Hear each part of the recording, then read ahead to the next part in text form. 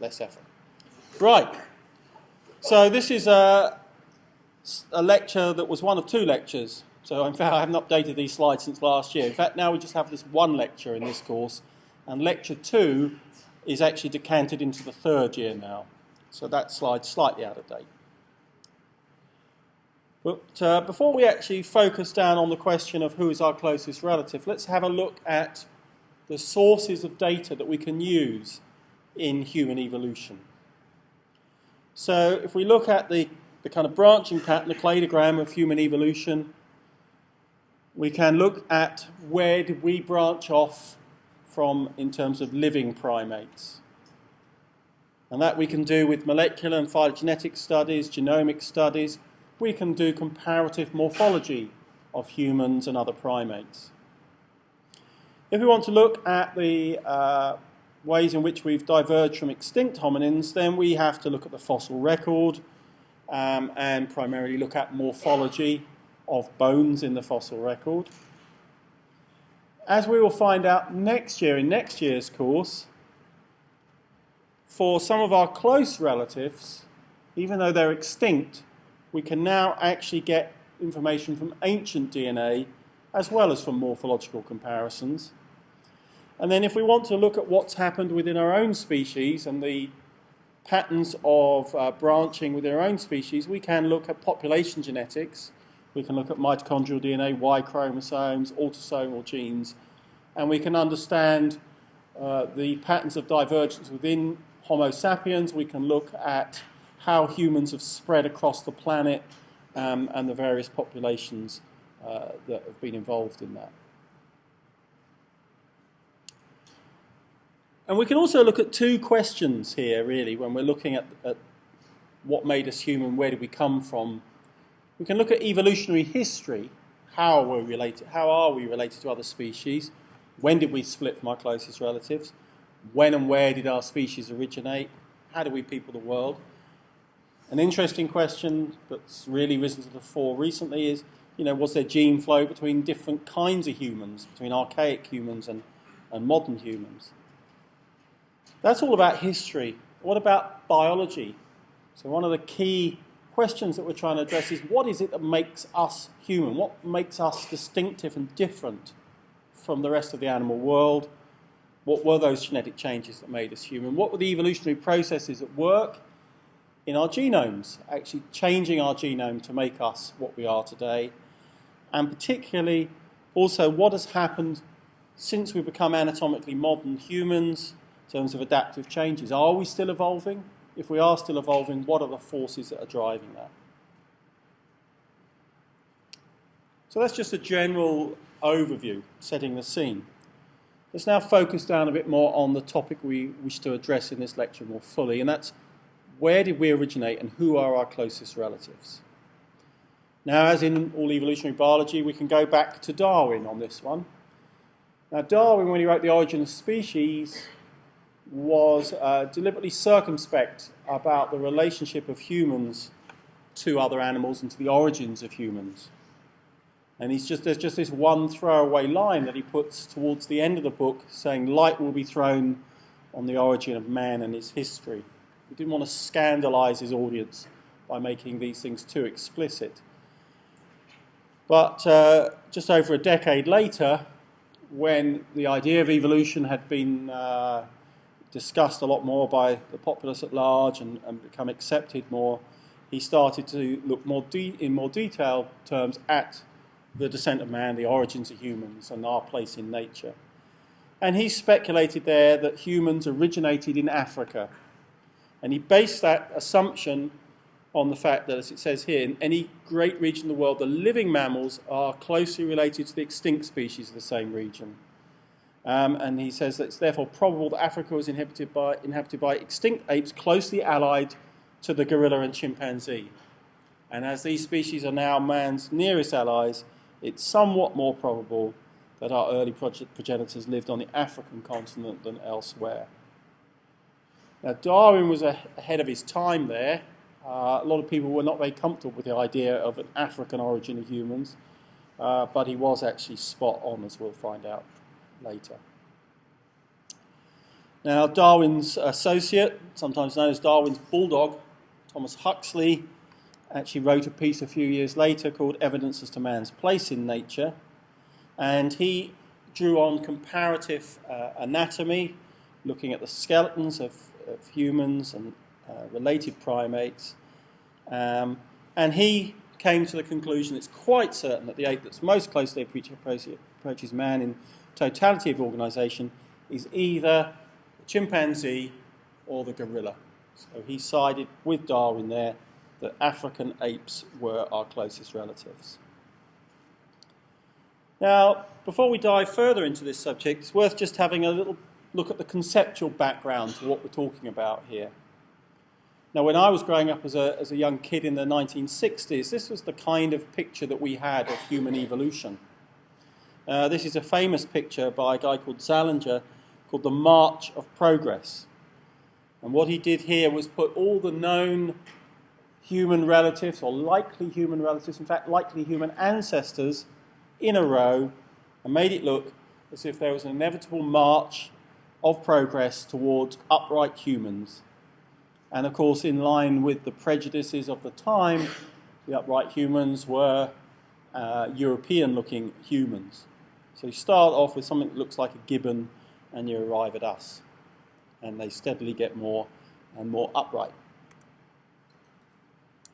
It's been parodied many times. There's one parody of us degenerating into these kind of anthropoid apes that just stare at computer screens all day, and there's something to that. Here's a parody I put together actually during the last election 4 years ago, showing that in fact Barack Obama is of course the highest form of humanity, particularly when compared to McCain, who was his contender back then. And if you go back to the 1960s and the way people thought then, it was clear that humans must have a very long lineage. They must be the final descendants of this very long and privileged lineage that diverged from our closest ancestors many, many years, many, many millions of years, many tens of millions of years ago. And this Ramapithecus was thought to be the earliest known hominid, the earliest known fossil ape that was on the human lineage. And we were talking there, somewhere between 15 and 30 million years ago that we diverged from African apes.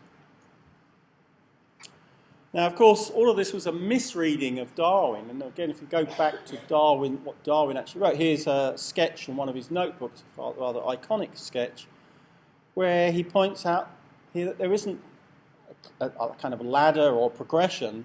There's just this kind of bushy tree with branches going out in all sorts of different directions. And there isn't any sense here of clear progression to a defined outcome. And it's ridiculously anthropocentric to think that we are the pinnacle of nature and all that evolution was just working towards us. We just happen to be one of those branches there. And in fact, if we look at a modern view of how the evolutionary tree that involves modern humans looks, it's decidedly more branchy and more messy than anything that we would have seen in the 1960s. Part of that is because the fossil record has got so much better with so many more samples out there, but also because we recognise that there are some branches that lead nowhere, that are kind of side branches, if you like. Even that, saying that though, is perhaps being anthropocentric. And in fact, the relationships between the different named species is not clear. Actually saying which is an ancestor of which is a bit of a gamble. But this is the kind of picture that we see with multiple species living at the same time and uncertain relations between them. But again, I'm getting slightly off topic there. Let's get back. Let's forget about all those fossils and everything else, and let's just say which of these apes here is our closest living relative. Now, if you look at this and intuit an answer, it's fairly obvious, isn't it? That the gorilla and the chimpanzee belong together, and we're a branch off from that. And there are various things that make us think that chimps and gorillas are sister taxa. So they have these shared traits. They have knuckle walking. They don't walk upright like we do. They walk around on knuckles. They have this thin enamel in their teeth, which makes them different. We have these very distinctive features: bipedalism, this S-shaped spine, a bowl-like pelvis, giant brains, chins, a small snout. We're hairless, so-called naked ape, and we have all these things that make us distinctively human: the tools, the culture, the language. So if you look at it this way, the question is, did we branch off before or after the orangs? Because there must have been a common ancestor of the gorillas and chimps that branched off at some stage from us. One of the interesting things about the fossil record, though, although that earlier slide I showed you it's much richer than it used to be, we still really don't have any chimp or gorilla fossils to speak of. I think there's one chimp tooth, fossilised tooth, that might be a chimp ancestor, but otherwise we haven't really got much on that lineage. So untangling things from the fossil record in this regard is difficult. So what about molecules? What can they tell us? Well, the first insights into this came from immunology. And in 1904, a guy called Nuttall raised some anti-human anti-serum and showed that reacted more strongly with chimp and gorilla serum than it did with orang or gibbon. So again, this was independent molecular evidence that we belonged alongside chimps and gorillas and orangs and gibbons. Not surprising, the gibbons were out there as an outgroup. This line of work was revived in the 1960s, and a guy called Goodman started looking at albumin, serum albumin, and said that basically it was hard to distinguish between humans and great ape albumins, and that there seemed to be some kind of hominoid slowdown, that our branch and that involved in the great apes was evolving more slowly than, say, a comparator group like bovines. He confirmed that the human-chimp-gorilla relationship was a special one to the exclusion of orangs. But for the first time, kind of raised the issue, made it quite explicit. Actually, it's very hard to tease out who's most closely related to whom, but according to his reckoning, that chimp and gorilla were the same distance apart as human and African apes. And similar results were reported with more sophisticated methods, serum protein electrophoresis. Now again, I keep having to go off to little side angles here, just to provide conceptual background to what we're saying. Another thing that happened towards the middle and latter half of the 20th century was the so-called cladistics revolution, where a new approach was adopted towards phylogenetic classification, phylogenetic systematics. As a result of this guy, Willy Hennig, who's a German, who started studying insects, I think, to start with, but actually realized that the whole of systematics needed to be reconfigured to take into account what you learnt from phylogenetic findings. And one of the, and this has now really been accepted by almost all taxonomists. And one of the key features of his kind of taxonomy, phylogenetic taxonomy, is that taxa have to be defined as monophyletic. What that means is all the members of that taxon have the same one common ancestor, and that taxon contains all the descendants of that common ancestor. And so here, for example, we have amniotes as a group which are monophyletic, and they all have one common ancestor, and the descendants of that ancestor don't include anything else apart from the amniotes.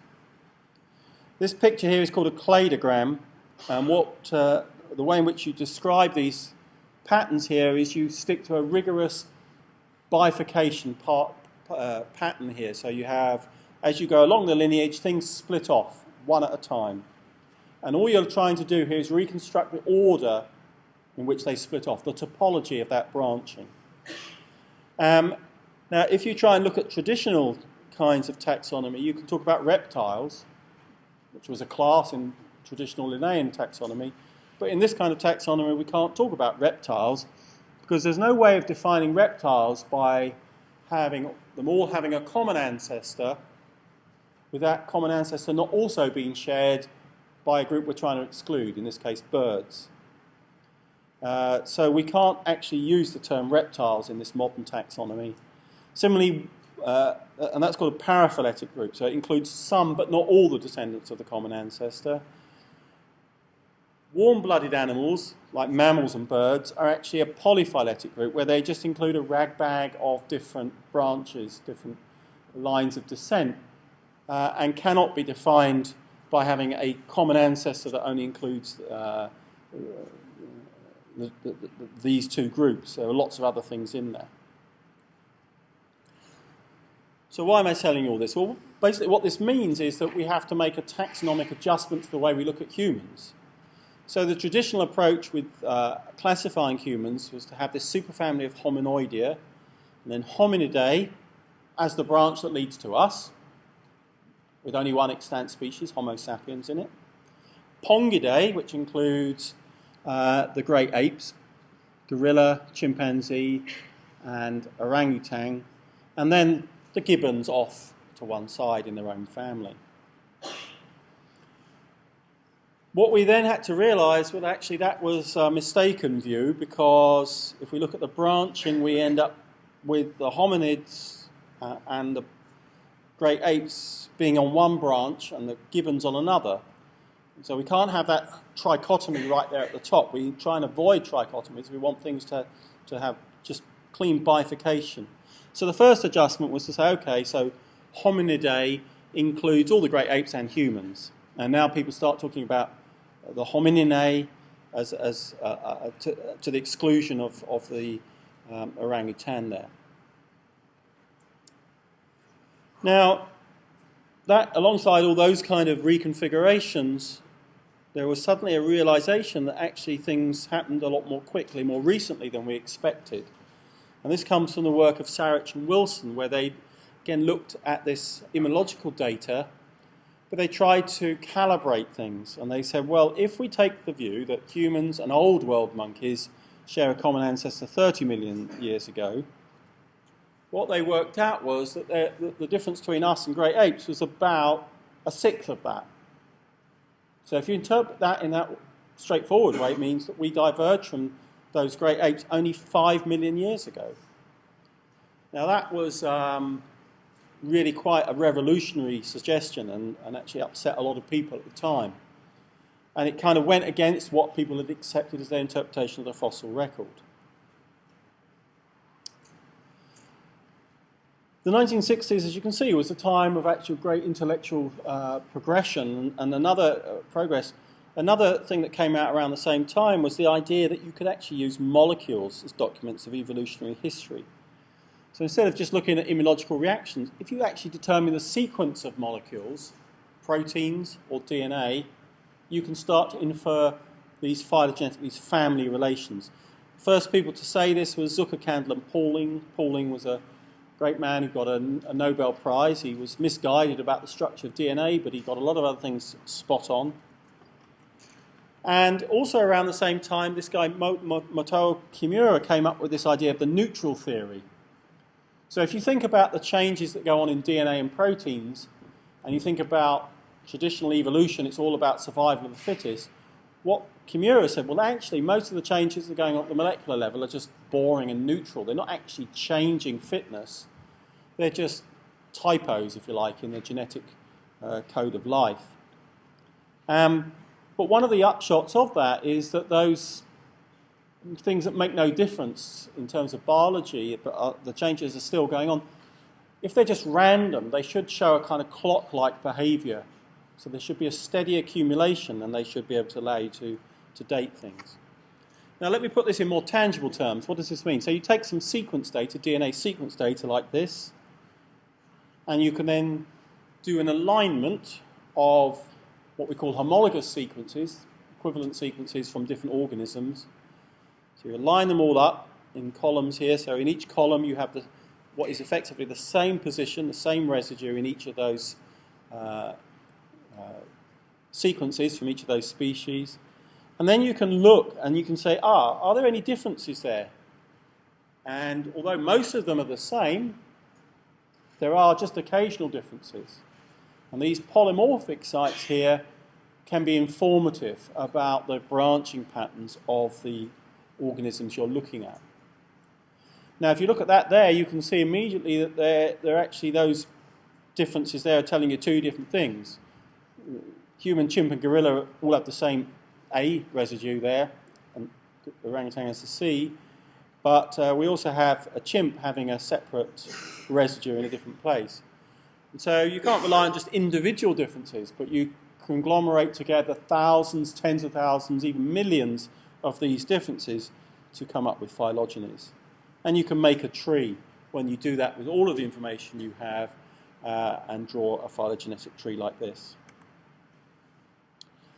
Now, the earliest attempts to do this with molecular phylogeny in the 70s and 80s, again, supported the existence of this human, chimp, gorilla clade. Various proteins looked at there. But they were all very, very similar. There was only one amino acid change that supported a human chimp clade. Otherwise, human, chimp, gorilla all looked too much like each other for us to distinguish them.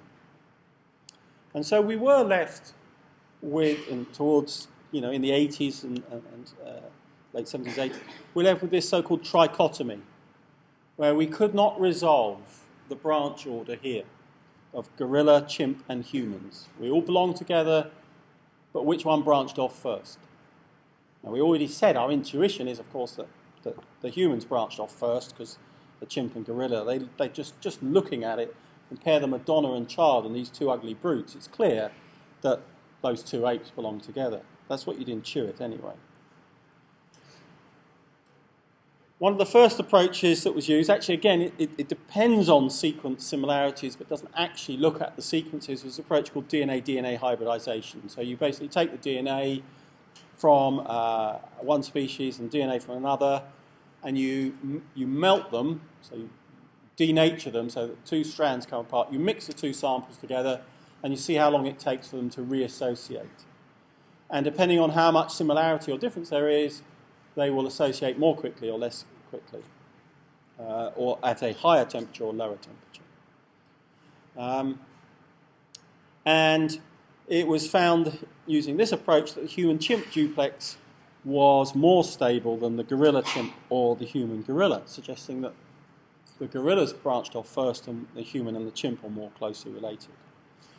Looking at sequence data, as we said, with proteins, there were contradictory or difficult results. Same was true when you looked at individual genes. But if you start to gather lots and lots and lots of sequences and then concatenate them, or you do a meta-analysis, you then get to a stage where there is solid support for the human-chimp clade. And so this is a review from the late 1990s, where it basically made the point that actually the Homo pan clade, the human-chimpanzee clade, the evidence for that was a lot stronger than for any of the alternatives. Now, why shouldn't it be more straightforward than that? Why shouldn't everything give the same answer? Well, one of the problems is you have this idea of lineage sorting. So you may have polymorphisms in genes in a population, and then the population split, and some of those variants go off into one population, and some go off into another population. And if you draw inferences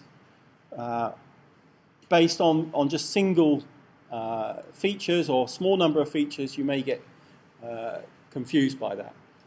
I mean, to give you a trivial example, if you look at the skin colour of an orangutan, they're kind of gingerish. If you just use that, everyone who's got ginger hair, you'd say they're more closely related to orangs than they are to the rest of us and to chimps and gorillas. That would be a facile and silly conclusion. But you can get led the same way if you just look at the occasional genes. And so a minority of genes, but a fairly sizable minority of genes, do behave in this disordered way.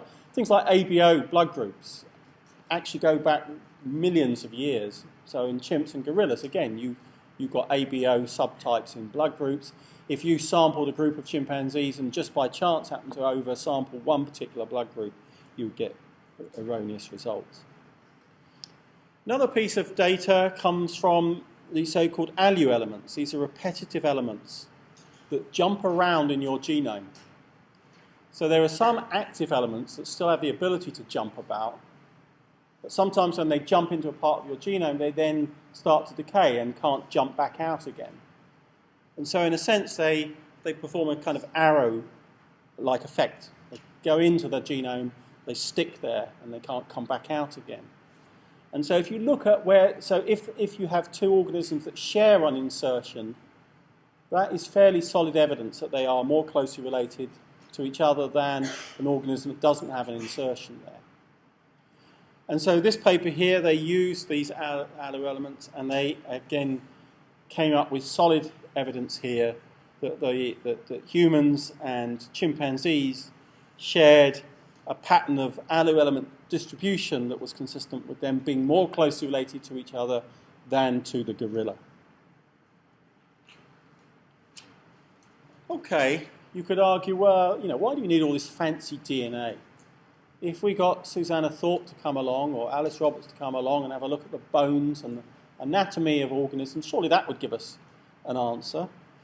Well, in fact, there have been a number of papers actually trying to look at that issue and resolve the issue, and in trying to achieve a synthesis of what you learn from DNA and what you learn from the morphological evidence.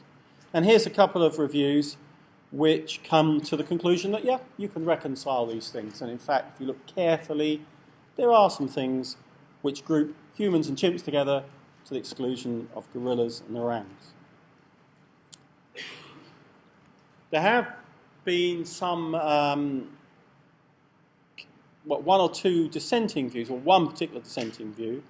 There's this paper published a few years ago talking about the evolution of the second orangutan, suggesting that phylogeny and biogeography converge to suggest that we're actually more closely related to orangs. Now that was a clearly heretical view, and nobody else, apart from the authors of this paper, accept it. You may have heard, I don't know if you've heard already from Susanna, that there are some evidences to suggest that in some ways we are more similar to orangs, modern orangs and modern humans, saying their locomotion have similarities that you don't see between humans and African apes. But that alone is not enough to make this inference. And in fact, the molecular evidence used in this paper was absolutely atrocious. So it's still accepted that if you look at morphology and DNA together, we get chimpanzee-human clade. So we basically resolved this now. And despite your intuition that Madonna and child should be in their own separate branch, they're actually much more closely related to the chimp and the baby there, chimp mother and baby there, than the chimp mother and baby are to the gorilla. Perhaps one of the things I didn't stress early enough in this new cladistic, well not that new now, but it's been around for over half a century, cladistics, phylogenetic classification, you don't actually look at superficial things like hair colour, extent of hair, those kind of things. You're purely interested in reconstructing the branching patterns. It's something to do with historical reconstruction. Some people call this the grade versus clade dilemma. So you could argue that we're in a different kind of grade from these African apes because we're clearly able to do all sorts of things they can't do, and they're stuck there as primitive knuckle walkers. But from the point of view of evolutionary reconstruction, that's irrelevant. All we want to know is who branched off first, who branched off second, who branched off third, and so forth. Of course, maybe you don't need to, this is a bit of an old-fashioned slide now, but you don't need to look at that. You can see some modern humans that look pretty chimp-like as well. Now, coming back to taxonomic adjustments, what this means then is that we actually have to have a separate little group for humans and chimps together. So now we have a branching pattern there that's much more looks much more cladistic with dichotomies rather than trichotomies along the way, and we and the chimps now end up in this hominininy, this tribe that includes Homo and Pan. And in fact, it gets worse than that now, in that when people want to talk about fossils on the lineage leading to us since we diverged from the chimp, they used to talk about fossil hominids. Now they talk about fossil hominins, and we have our own subtribe, the hominina, which is the lineage that leads to us since our divergence from the common ancestor with the chimpanzee. Now, when and how did that branching from the chimpanzee take place? There's a range of evidence, molecular evidence, that has converged on fairly recent, 5, 6, 7 million years ago. Now, there are some problems, and this, I wouldn't say this is a resolved issue at the moment. There are some problems because some of these fossils that people want to put on our lineage, since we diverged from our common ancestor and the chimpanzee, are actually frighteningly close to the estimates from molecular methods of when that divergence took place. And it's not quite clear what's gone on there. Is it that these fossils are really just a few tens of thousands, hundreds of thousands of years after that divergence? Or actually was there multiple branches going on, and in fact they might look like they're on the human lineage, but they're not? We don't really know. I haven't actually put it into this lecture. I haven't had a chance, but just over the last few months there have been a couple of papers that have suggested that actually maybe the molecular methods are fine in terms of reconstructing the branching pattern, putting us with chimps, us with gorillas, and then further back orangs, but maybe they have overestimated the speed at which changes happen, and therefore made it look as if this has happened more recently than it has. And in fact, misestimated. And in fact, there is some argument now to push back the divergence by a few million years and suggest that maybe humans and chimps diverged 8, 9, 10 million years ago rather than 5, 6, 7 years ago. As I say, it's not a settled point. There's still a lot of discussion going on about this. But we now actually have a chance, because genome sequencing has become so cheap, that people are actually able to sequence a grandmother, a daughter, granddaughter genome and actually directly estimate how many changes accumulate in each human generation. And it's that direct estimation that has led to people to rethink and say, well, actually, maybe this divergence happened earlier than this.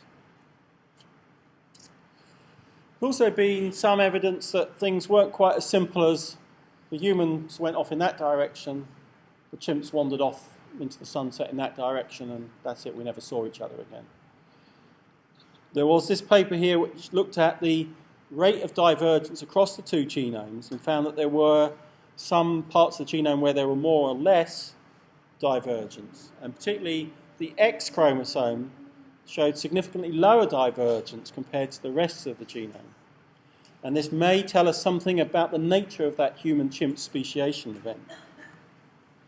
What they suggest, Patterson et al. In this 2006 paper, suggests is that there was an initial separation, and chimps went that way, humans went that way, but then there was a little bit of admixture later on, and that one of those populations started breeding with the other population in a limited fashion, enough for some genes to bleed back into that lineage. Again, this is not universally accepted, and it's open to other interpretations, but this is one interesting observation or interpretation that's been made of that fossil, of that sequence data. Okay, in the last couple of minutes, what does this all mean? Now, there's this myth of 98.3%, which is that, we share, if you take the DNA, we've got 98.3% of our DNA is the same as that of chimps in terms of non-coding DNA. And if you look at protein coding sequences, it's even more than that, 99.5%. Now, some people argue that that means that we and chimps and bonobos should all be together in one genus.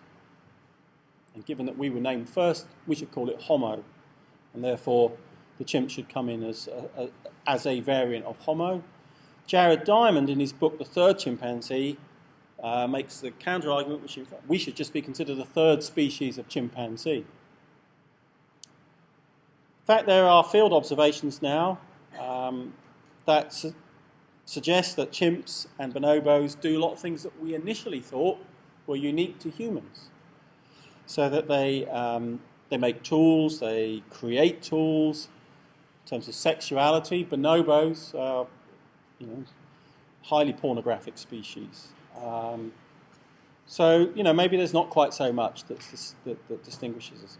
And some people have actually made the point that actually we should be extending some of those human rights that we give to each other to apes. And that we shouldn't be just treating great apes as animals separate from humans. They're actually so close to us that they should be brought in, if you like, to the human fold. And some people said, should apes have human rights? And there was actually a court case in Austria where they tried to establish in law that a chimpanzee actually had personhood within the law. The fact that failed, didn't actually succeed, but the fact that a case was even made in law suggests how far thinking has gone on this particular topic. Steve Jones makes the point here carefully that we're not a chimp, and we're not even 98% chimp. We share 98% of our DNA with chimps, but we share not 50% of our DNA with bananas. We're not 50% banana. And Steve Jones makes this point here of, that rights are one thing, but they have to be balanced with responsibilities. And if you're starting to give these chimps personhood and rights under law, then they should have responsibilities, which means every time they steal a bowl of bananas, they should be chucked in prison. Another important thing to get across, if we're sticking with the 6 million years, which I think still is the consensus, although that may change in a year or two. But if we go 6 million years, we're not 6 million years from a chimp. We're actually 12 million years. Because you've got to walk along our line of ancestry back to the last common ancestor with a chimp. And then there's been divergence along the line leading to chimps for 6 million years from that last common ancestor.